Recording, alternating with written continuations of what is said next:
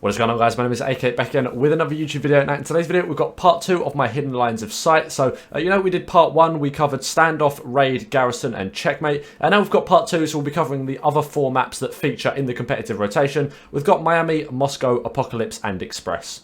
So there'll be timestamps on the bottom of the video for each of the maps. We're going through each of the maps, showing you all of the best hidden lines of sight, maybe things that you didn't know that you could use or things that you could see. But they'll be very useful for S&D, maybe for hardpoint as well, depending on the map, of course. But hopefully you guys are going to enjoy this one. If you do, be sure to drop a like, and let's get straight into it.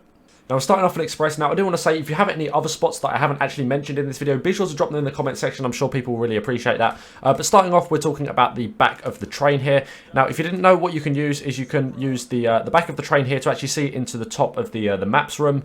So you can get a lot of information here. This does work actually on both sides. A lot of the train spots that I talk about do actually work on both sides. As you can see, just to prove it to you, I'll show you that you can actually see into the top maps room on this side of the train. Now, you do only see the left side. You don't see the whole of the sort of the inside there, but it is still a good little spot to know. Now, also for S&D, I did do a bomb spots video for this map, but I think I must have missed this. You can actually lay prone and push into here, and you can actually see the bomb through this little bit here. So another good little spot to know. Now, you can also jump up onto these boxes here and use these to peek into the catwalk. Again, this does work on both sides, but it's another good way to actually change the catwalks. It's a little bit more hidden than maybe running across the train. Now, probably a spot that loads of people know, but you can also watch the catwalks from the back of the cat stairs here, and again, this works on both sides. Now, pushing up to the maps building, if you jump onto these these maps boards to the side, you can actually use these it's sort of combined with the jump to actually look towards the mid there. And again, there are ones on either side. So again, you can jump on this side and get a little bit of information about a push there. So another good spot to know. Now, as we head to mid-map, there is another spot actually under the trains. Now, you can't really get many kills from here, but you can certainly play information, especially on an A-bomb plant. You can actually look underneath here, and perhaps if there's someone sitting in a corner or something, you might be able to pick up a kill. Not too sure, but definitely one you can play information on. And, of course, this does work for the other side, although there's no bomb this side, so I guess it's less useful. Also, in mid, you can actually look underneath these. You have to sort of position your character right, but you can actually see underneath a very small amount, which can be used to sort of just look. And also, if you stretch the bomb plant out towards that side, you can actually pick the bomb from under here without actually having to check it sort of in the open. And of course, a lot of people know that you can get into the elevator, but did you know that you can actually watch both the arrivals that side and departures that side just by sitting in the elevator and then watching the push down? Now, you're quite hard to see in here, so it's a good one to know. You can wallbang all of this glass. I'm pretty certain I know you can wallbang this, so I assume you can wallbang this too. So it's a good way to watch and get some information there and on that side as well. So there wasn't actually too much that I could find on Express, so that is about it. I'm sure there are some other spots, so again, if you do know them, drop them in the comments. But next we're moving on to Moscow. So now we're on Moscow. Now, starting off, again, a spot that I do think not a lot of people know, but it's a good one to know, and that is actually coming into the sort of the front bit of the bus here, and you can use that to sort of watch onto the car as well as the push up onto the statue. There is a sign in the way there, but you can still see people if they're pushing up on there, but very hidden. And I mean, I know the bus is a very hard spot to kill people from sort of full stop, but for an even tighter angle, stand on the stairs and watch the push out there. Now, another spot to know is actually through the bus. You can look through the bus and actually see the half wall, so you know the half wall over there. You can look through the bus and actually use that to pick up some information, so that's quite good. Probably not the best way to kill people, because if you start shooting that, the glass actually gets very hard to see through. But if you did want to take the gunfight, you can actually lay prone underneath and then use that to potentially get some kills mid or towards the half wall as well. Now, that's what I'll talk about is this bus in the back spawn. Now, this is really good for watching the rotate to, I think, P2 it is there, yeah? So if you want to lock down the whole of the street side, all you have to do is lay prone and actually watch the push up street by the bus. Now, you're really hard to see. Quite a lot of people will actually sort of try and watch through there, but if you want to be able to pick up the kills, the easiest way that you can is actually laying prone and just sort of watching to the push up there. You can also see the push out the back window. Again, you're quite hard to see here, so good little spot to play, good for P4, sorry, P2, as well as maybe if you're playing it slow on S&D, or maybe you've got the B-bomb sight down, something like that. Now, another spot I want to show you is actually a lot of people, when they're sort of trying to challenge the street, will push up onto the yellow car and sit here, which I guess for hardpoint, if you're just trying to lock down statue control, is quite good. But there's another little spot I want to show you. That's actually just backing up onto this pillar here. So from this pillar here, you can actually get the same information from the street. Granted, you're a little bit less hidden, but what this also actually allows you to do is actually allows you to see anything that pushes through the window there. So if you're sat here, you can just sort of keep darting your eyes in between the street and the window, and that way, if anything actually pushes out the window, where here that is blocked by the statue, so you wouldn't actually see that. If you're wrapped back onto this little pillar here, you can actually see the push out from there. So another good spot. Now towards the A site, another thing you can do is you can actually jump over both of these walls here and actually get a lot of information about anything that's towards the back pillars or maybe down bottom bricks as well. It does work on both sides if perhaps you've got the bomb down. I don't actually know if you can stretch the bomb to see from here, but what you can do is you can jump over and play the information. So I did actually just go and check if you can plant the bomb. Now you can't actually see it. I stretched it as far as possible, but it is right on that corner there. So if someone was pushing up to try and defuse it, you probably would see them anyway. Another spot, I think you guys are going to like this one. This is actually going to be very useful. That's jumping onto this bin here and then waiting for a full jump. So, you know, if you keep jumping, your jumps get progressively sort of shorter and shorter. But waiting for a fully charged jump, so that I don't know how long that is, a couple of seconds maybe. And then being able to see all the way sort of across the back there, as well as a little bit down into the bottom brick. So if someone's maybe sat up on the sort of towards the back of the bricks there, and you wanna challenge them, you know, hop onto the bin, see if you can maybe get a couple of bullets in, and then you can come around and challenge the gunfight if they're weak. So very good spot there. And finally, the last spot before we head to Apocalypse, which is our next map, is a little spot that I'm going to show you, which is actually you can look underneath the bus stop and get a little bit of information on the push-up mid, as well as anyone that maybe pushes out towards the outer bus. Not the greatest spot, but if there's someone sort of, I don't know, maybe towards this side of the street that challenges you and you get weak and you want to challenge the gunfight, again, you can do that, shoot their ankles, get them a bit weak, or maybe pick up the kill. But as I said, that's about it for Moscow. Next, we're moving on to Apocalypse. So now on Apocalypse, the first one I want to show you is actually for the rotation to P2 that's actually around here. And that's rather than sort of standing out and challenging this, what you can actually do is you can actually look underneath this brick here and use that to play the information as anyone pushes into that room. They actually can't see you here. And then the moment you see them push through, then you jump up and take the gunfight, as opposed to sitting like this where you're a little bit easier to see and then therefore a little bit easier to kill. If you're sitting behind here, you'll be able to see them push in and then take the gunfight when they actually do. So good little spot there.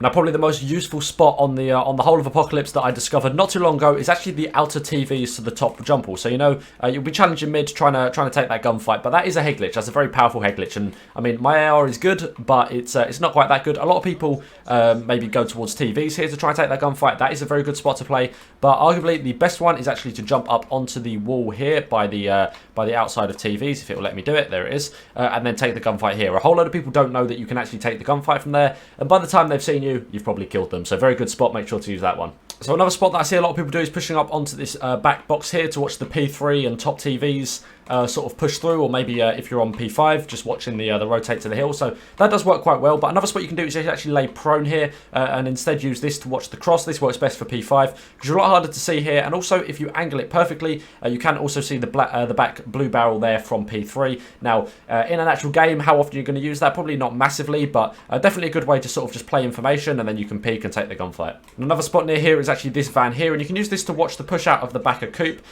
Quite actually a lot that you can see there, and of course because you're underneath something, you're a lot harder to see, so another good spot there.